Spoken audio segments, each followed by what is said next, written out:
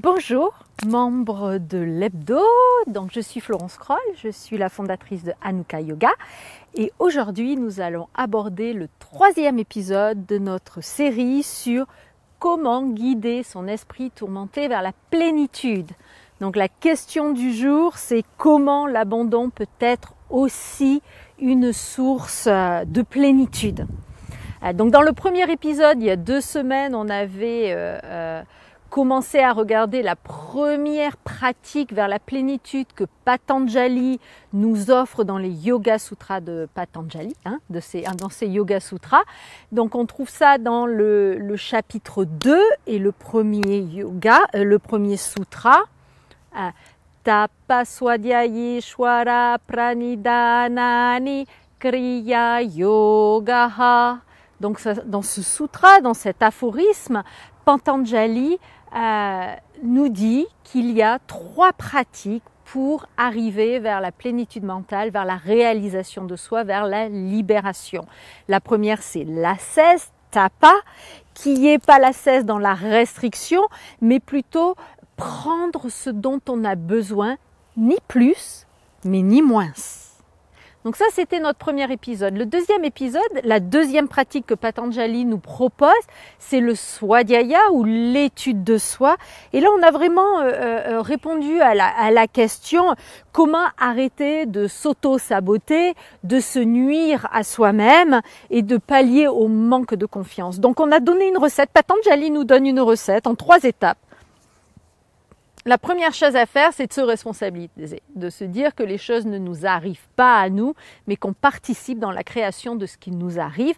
Donc on prend responsabilité pour la situation. C'est pas à propos de se juger, c'est pas à propos de se rabaisser, mais c'est juste de prendre responsabilité que je participe dans ce qui m'arrive et non pas les autres m'ont fait ça, c'est la faute des autres. Tout simplement parce qu'en restant dans cette victime, on perd son pouvoir et on ne peut rien changer. Dès qu'on reprend responsabilité de quelque chose, on peut changer les choses. Donc ça, c'est la première étape. La deuxième étape, c'est de faire, une fois que tu t'es responsabilisé et que tu t'es dit, bon, ben, je dois bien participer à ce qui m'arrive, tu vas faire l'état des lieux. Donc tu vas faire l'état des lieux physique, mental, émotionnel. Qu'est-ce que je fais? Qu'est-ce que je dis dans cette situation? Qu'est-ce que je crois? Qu'est-ce que je dis à propos de moi? Mais qu'est-ce que je dis à propos des autres? Qu'est-ce que je dis à propos, qu'est-ce que je crois à propos de moi-même et qu'est-ce que je crois à propos des autres? Comment je me sens dans cette situation? Donc une fois que tu as vraiment fait l'état des lieux et que tu regardes vraiment ce qui est, la troisième, c'est de prendre action. Prendre action, dans le Swadhyaya, c'est déboulonner ses croyances. Donc enlever toutes ces croyances limitantes qui t'empêchent de vivre dans la plénitude et qui amènent cette tourmente incessante de je suis trop, je suis pas assez, c'est ma faute, c'est sa faute, j'y arrive pas, gna gna gna gna gna gna. D'accord. Donc ça, c'était notre épisode de la semaine dernière. Aujourd'hui, nous allons aborder la 3e pratique qui va nous ramener à la plénitude que Patanjali nous propose, qui est l'abandon au divin, Ishwara Pranidhanani. Donc là, on commence déjà avec certains obstacles. Rien que les 2 mots qui sont utilisés dans abandon au divin, abandon et divin déjà sont tellement alourdis de sens. L'abandon, c'est très rare qu'on donne un sens. Ouais, l'abandon, j'ai envie de faire ça. Non, l'abandon, souvent dans notre culture, c'est on va perdre quelque chose, ou on nous a pris quelque chose, c'est quelque chose d'assez net. On a été abandonné par ses parents, on a été abandonné par son amoureux ou son amoureuse, on a été lâché, on nous a abandonné, on nous a laissé tomber. Donc déjà, ça c'est un frein à la pratique. Quand je te dis qu'on va pratiquer l'abandon du divin, l'abandon quoi, il va falloir que je laisse tout aller, oh, ça m'a l'air super dur et tout. Donc ça c'est déjà, 3 étapes, 3 pour le mettre en pratique. Donc c'est quoi l'abandon au divin? C'est vraiment avoir confiance, d'accord, que les choses se révèlent à nous au fur et à mesure que l'on avance. Donc l'abandon, c'est pas juste « Ah, je me laisse aller ». Non, tu avances. Et pour vraiment te faire comprendre un petit peu ce que je veux dire par faire confiance que les choses vont se révéler à toi au fur et à mesure, on va prendre l'exemple d'un puzzle, par exemple. Donc on t'offre un puzzle et tu as une boîte avec une belle image dessus. Imagine que cette belle image, c'est ta vision, c'est ton but, c'est ce que tu as envie de réaliser. Alors ça peut être, en yoga, ça va être la réalisation de soi, mais ça peut être quelque chose de beaucoup plus pratique. J'ai envie de ce projet, j'ai envie de devenir telle personne, j'ai envie de faire ça. Donc imagine que l'image, c'est un petit peu ton objectif, d'accord? Et quand tu achètes un puzzle, tu es sûre et certaine, surtout s'il est neuf, que quand tu vas ouvrir la boîte, à l'intérieur, tu vas avoir toutes les pièces dont tu as besoin pour réaliser cette image, d'accord? Avec cette pratique de l'abandon au divin, c'est exactement ce qui est là. C'est que tu vas définir ton objectif, mais tu sais à l'intérieur, tu as la foi, tu as confiance que toutes les pièces, tu les as déjà à l'intérieur. La seule chose que tu auras donc à faire, c'est d'explorer ces pièces pour savoir dans quel sens il va falloir les mettre. La seule chose que tu vas avoir à faire, c'est de créer les bonnes conditions pour que cette image se révèle à toi, pour qu'elle soit reconstituée. D'accord?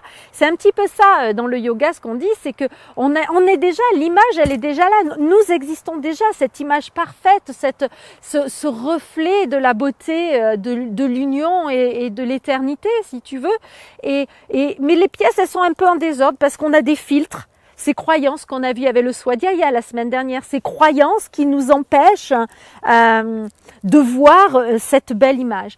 Donc la pratique du yoga et la pratique de l'abandon du divin, ça va être, j'ai confiance, je sais qu'elles sont toutes là, les pièces. La seule chose que je vais donc devoir faire, c'est créer les conditions, les tourner, les mettre ensemble pour pouvoir révéler ça.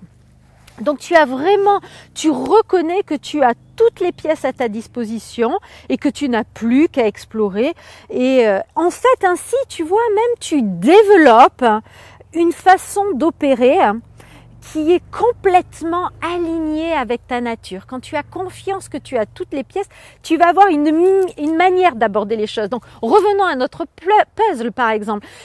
Tu as certainement vu que tu n'abordes pas le jeu de la même manière peut-être que ton frère ou ta sœur ou que ta copine ou que une copine à l'école ou quoi. Tu vois, par exemple, il va y avoir des gens qui vont renverser toutes les pièces et puis qui vont commencer à essayer, non, ça marche pas, ils vont juste prendre et essayer toutes les pièces jusqu'à qu'il y en ait deux qui s'emboîtent. Tu vois. Par exemple, moi, je marche pas du tout pas comme ça. Avec un puzzle, je vais aller chercher les 4 coins. Parce que je me dis, c'est facile à trouver, il n'y en a que 4, et je vais les mettre, je vais positionner mes coins. Et après, je vais aller chercher toutes les pièces, je vais mettre de côté toutes les pièces qui ont un côté aligné pour faire les bords. Donc moi, je vais commencer par créer un cadre. Je ne vais pas partir avec toutes les pièces. Pour certaines personnes, c'est comme ça qu'ils vont arriver à faire le puzzle. Moi, c'est waouh! Si je vois un tas de pièces, toutes, qu'il faut que je commence à faire ça, et déjà, j'ai plus du tout envie de le faire. Donc tu vois, ce qu'on reconnaît avec cette pratique, cette confiance qu'il y a toutes les pièces et qu'on peut y arriver, on peut commencer à se détendre. Là, on n'a pas besoin de « oh, il faut aller ». On commence à se détendre et on va commencer à se reconnecter avec ses besoins. Qu'est-ce que j'ai besoin? Comment est-ce que je marche, moi, en tant qu'individu? Et donc pour moi, c'est mettre les 4 coins. Recherche un peu comment c'est pour toi. Je suis sûre que tu as ta manière bien personnelle de faire ton puzzle et donc de réaliser les choses dans la vie. Donc c'est important de reconnaître. Donc tu vois, en t'abandonnant, en ayant la foi, en ayant confiance que tu y arriveras, tu reconnais que tu fonctionnes d'une certaine manière. Et tu fais confiance à cette manière pour réaliser ta vision. En fait, pour t'abandonner au divin, tu ne t'abandonnes pas. Et au contraire, tu te reconnectes et tu prends soin de tes besoins, de ta manière de fonctionner. Tu utilises cette manière personnelle pour réaliser ta vision dans l'aisance, avec certitude et donc dans la joie et la plénitude. D'où le retour à la plénitude. C'est en t'abandonnant au divin que tu ramènes ton mental complètement tourmenté à essayer de trouver les choses. Mais où sont les pièces? Qui c'est qui a les pièces? T'as pas les pièces? Ah, ils m'ont pris mes pièces et tout ça. Tu te reconnais. Je sais que j'ai toutes les pièces à l'intérieur. Je sais qu'elles sont là. J'ai la foi. J'ai confiance. Et du coup, comment est-ce que je vais commencer? Comment est-ce que je commence pour réaliser cette vision qui est faisable? J'ai confiance. Je le sais qu'elle est faisable. J'ai l'image. Je sais que je suis entière à l'intérieur. Ainsi, ton mental retourne vers la plénitude. Ça me rappelle un peu, tu sais, tu connais les yogitis, donc c'est des infusions. Si des fois tu ne connais pas, ce sont des infusions qu'on achète dans tous les magasins bio. Et il y a toujours un petit message spirituel. Donc ça a été créé par Yogi Bhajan, qui est celui qui a créé le Kundalini Yoga, une très belle forme de yoga aussi. Et il y en a un que j'ai toujours, d'ailleurs, souvent on les garde, moi je les mets un peu sur le frigo et tout. Il y a certains messages qu'on peut se servir de mantra. Et j'en ai un qui est juste à côté de mon téléphone, comme ça tous les matins je le vois, c'est « laisse venir les choses ».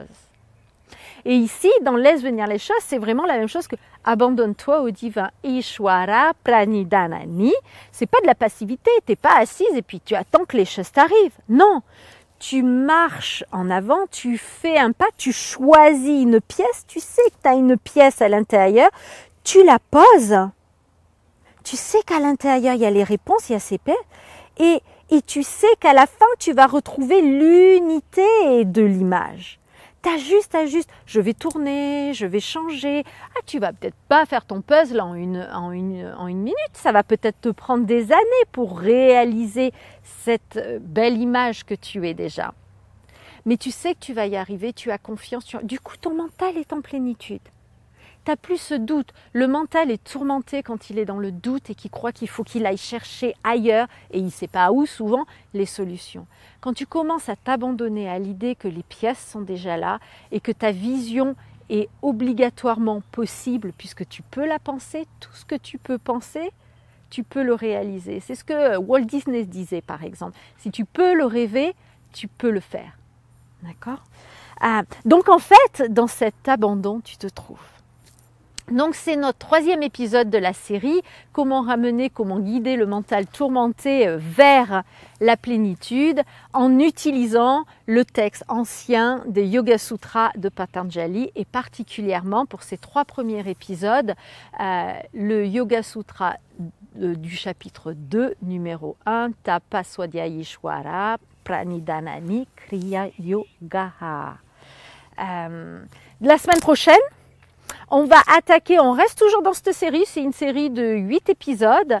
Et là, la semaine prochaine, maintenant que nous avons vu les 3 pratiques, nous allons aller un petit peu plus profondément dans la compréhension de ce que veut dire la souffrance. Un mental tourmenté, c'est un mental qui souffre, c'est une personne qui souffre. Un mental en plénitude, c'est une personne qui vit dans l'amour et dans la joie. Donc on va aller voir un petit peu quelles sont ces causes de la souffrance. Pourquoi le mental souffre. Et Patanjali, encore une fois, nous offre 5 causes de la souffrance. Donc dans l'épisode prochain, nous allons voir la première cause de la souffrance. Donc je te souhaite une merveilleuse journée et on va se quitter avec un petit mantra Om Shanti Shanti Shanti. Donc Om, la source, Shanti, la paix. Premier Shanti, tu t'envoies de la paix. Deuxième, aux gens que tu aimes. Troisième, à tout le monde. Je le chante une fois et avec inspirons, ce sera une invitation pour qu'on le chante ensemble. Ferme les yeux, assis-toi confortablement et puis mets les mains en union, en namasté sur le cœur. Om Shanti Shanti Shanti. Inspirons. Om Shanti Shanti Shanti. Garde les yeux fermés, relâche les mains sur les genoux et prends quelques respirations en silence. Namasté! Merci beaucoup d'être ici et d'être resté jusqu'à la fin. C'est un véritable plaisir. d'être avec toi, de partager ce moment et de pouvoir partager cette connaissance pour que tu puisses revenir à ta plénitude, continuer avec ta pratique de yoga et apprécier de te découvrir jour après jour sur ce chemin du yoga. Je te souhaite une bonne journée ou une belle soirée et je te dis à la semaine prochaine ou au live, lundi, tous les lundis. Je fais un live, les live yoga de Florence, donc tu peux t'inscrire sur le site. Et puis voilà, à bientôt!